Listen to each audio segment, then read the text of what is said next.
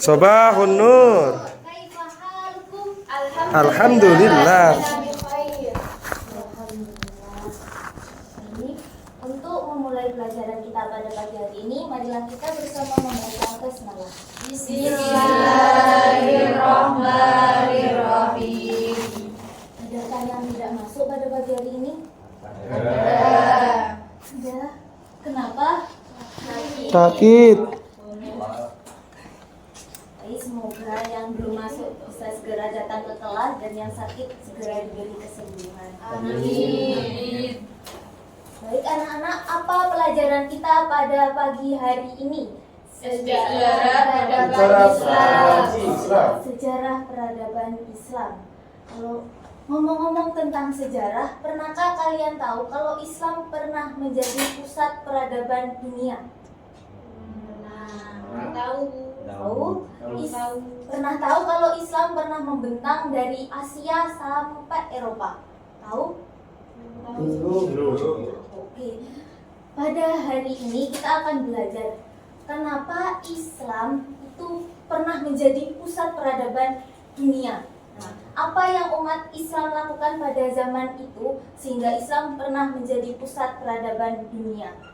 Dan saat Islam menjadi pusat peradaban dunia itu Islam pada zamannya dinasti Abbasiyah.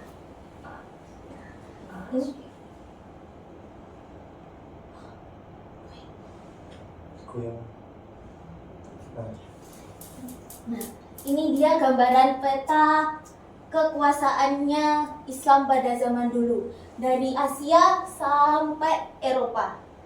Nah, ini terjadi pada zamannya dinasti Abbasiyah. Nah, dinasti Abbasiyah ini dinasti kedua setelah dinasti Umayyah. Dinasti Abbasiyah ini termasuk keturunannya pamannya Rasulullah, Abu Abbas bin Abdul Muthalib. Nah, dinasti Abbasiyah ini sedikit tidak sejalan sama dinasti Islam sebelumnya, dinasti Umayyah. Tapi tidak sejalannya ini bukan sampai berperang, saling bermusuhan atau saling membenci. Tidak sejalannya ini hanya tentang pemikirannya saja.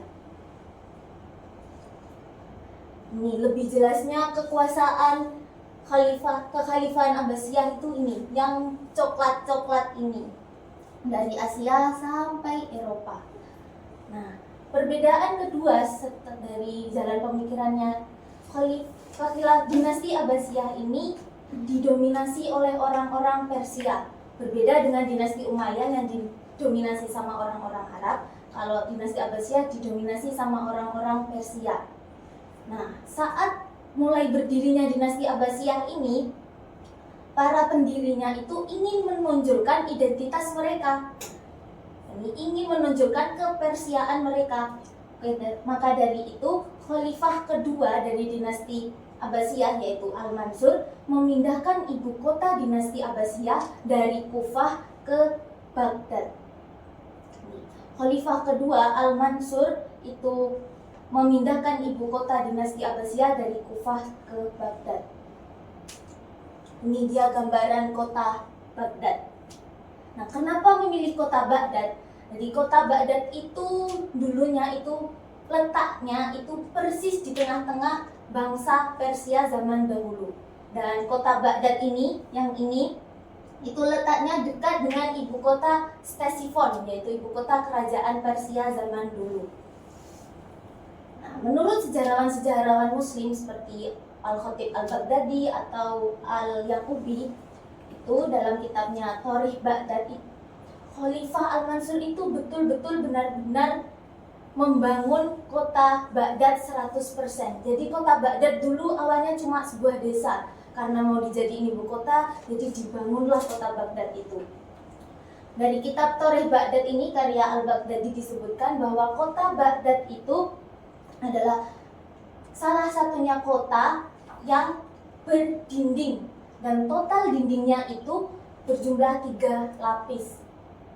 Masih dari kitab yang sama, Tarikh Baghdad, kota Baghdad ini temboknya itu tingginya sekitar 24 meter, dilengkapi dengan benteng pertahanan dan juga parit di sekelilingnya. Jadi ini ada tembok 3 lapis dan ada benteng pertahanannya.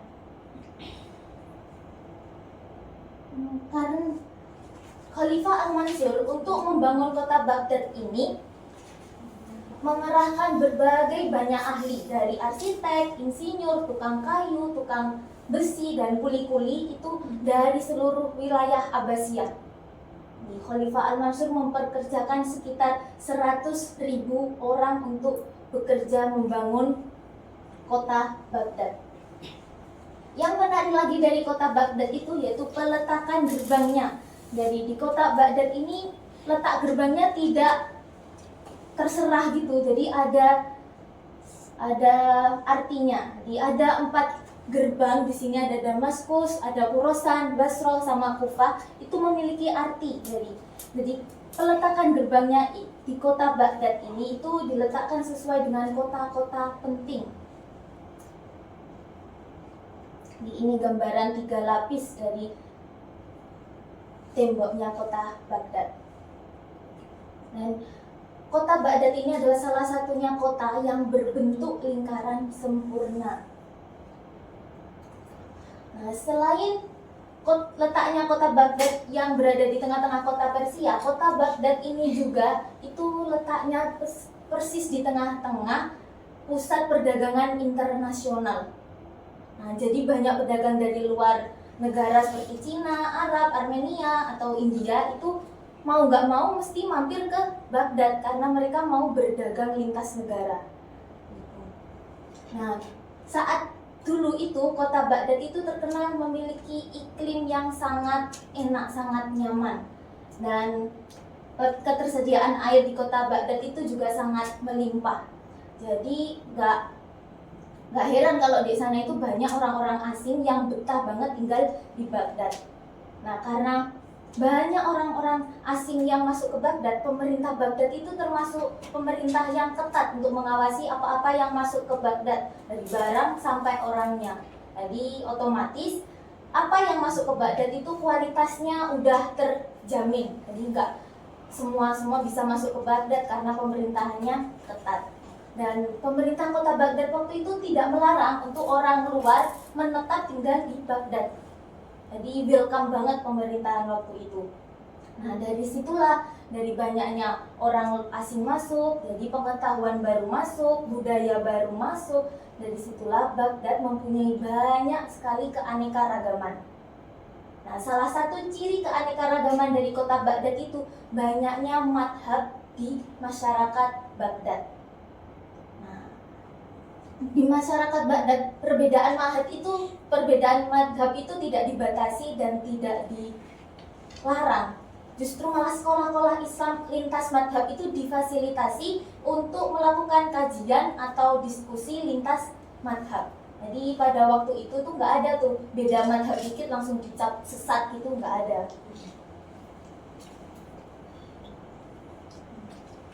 Nah, jadi alasan pertama kenapa umat Islam dulu bisa menjadi pusat peradaban yaitu letaknya yang strategis, peletakan kotanya strategis, dan yang kedua support dari pemerintah. Dari cerita-cerita tadi, pemerintah kota Baghdad itu sangat terbuka dengan yang namanya pengetahuan baru. Mereka welcome sama orang-orang yang mau masuk ke Baghdad, tapi disaring dulu, terus boleh menetap di Baghdad, seperti itu. Jadi pemerintah kota Baghdad itu sangat terbuka tentang kalau mau ingin memajukan suatu negara itu dengan ilmu pengetahuan. Jadi pemerintah kota Baghdad itu punya pemikiran seperti itu. Alasan selanjutnya kenapa kota Baghdad itu bisa menjadi pusat peradaban yaitu adanya atau dibangunnya Baitul Hikmah atau rumah kebijaksanaan. Nah, Baitul Hikmah ini itu salah satu perpustakaan terbesar yang menyimpan catatan-catatan ilmu pengetahuan. Di kitab buku-buku dari Yunani, dari India, dari Cina itu diterjemahin ke dalam bahasa Arab dan disimpan di Baitul Hikmah ini. Nah, jadi nggak heran tuh dari letaknya yang strategis, terus pemerintahan yang welcome sama orang asing, terus ada Baitul Hikmah sebagai perpustakaan, di banyak orang-orang Eropa atau orang-orang luar dari kota Baghdad, luar Islam yang datang ke Baghdad untuk belajar, untuk mencari referensi. Karena semua fasilitas itu ada di sana. Nah, itu semua adalah masa kejayaannya Islam. Hampir sekitar 6 abad Islam memimpin dunia dengan semua fasilitasnya. Namun tepat di tahun 1258, Baghdad itu dikuasai sama bangsa Mongol. Bangsa Mongol menginvasi kota Baghdad.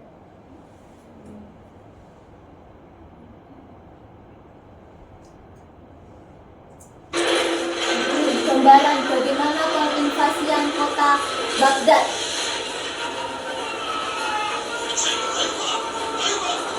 Baitul Hikmah yang menjadi perpustakaan terbesar tadi sama bangsa Mongol dibakar habis. Sekarang sudah tidak ada lagi yang namanya Baitul Hikmah karena semua buku-buku, semua perpustakaan bangunannya dibakar oleh bangsa Mongol.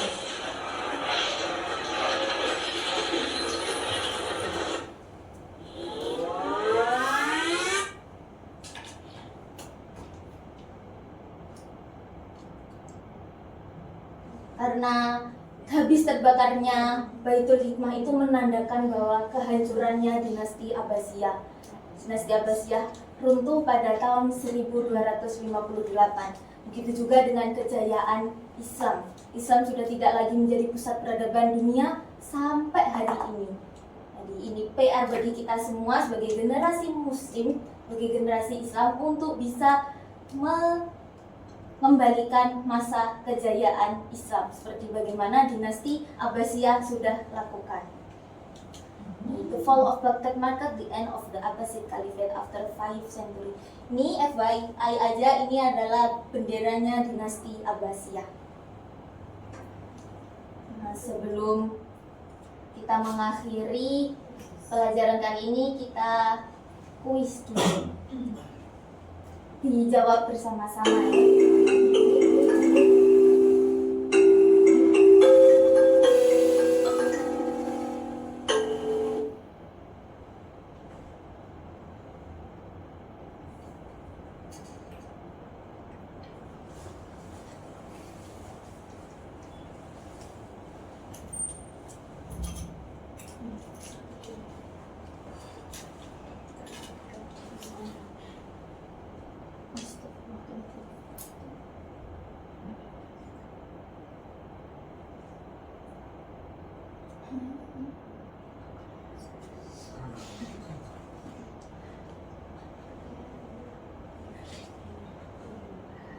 Maaf, sebentar.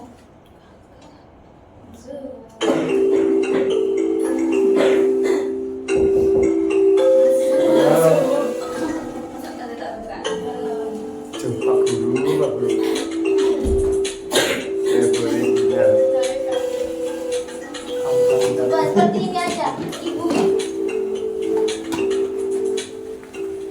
Ibu kota Abbasiyah dipindahkan oleh Khalifah Al-Mansur ke Baghdad.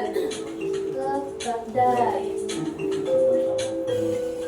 Next, dinasti Abbasiyah berkuasa selama 5 abad atau 5 tahun? 5 abad. 5 abad.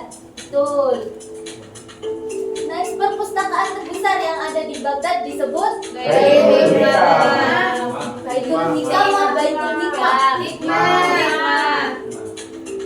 Baitul Hikmah. Betul. Sama tulis dan sanaan. Next, kota Baghdad dibangun selama 4 abad atau 4 tahun?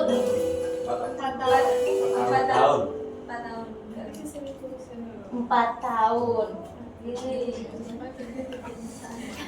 Terakhir, salah satu faktor bisa maju dan menjadi pusat peradaban dunia dinasti Abbasiyah yaitu Menggadai Bandung.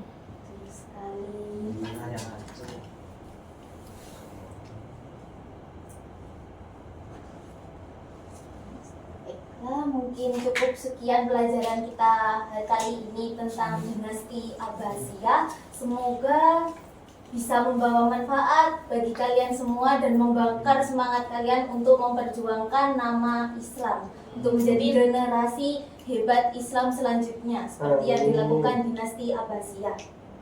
Ya, untuk menutup pelajaran kita kali ini, mari bersama mengucapkan hamdalah. Alhamdulillahirabbil alamin. Syukron katsir ala ihtimamikum. Wassalamualaikum warahmatullahi wabarakatuh. Waalaikumsalam warahmatullahi wabarakatuh.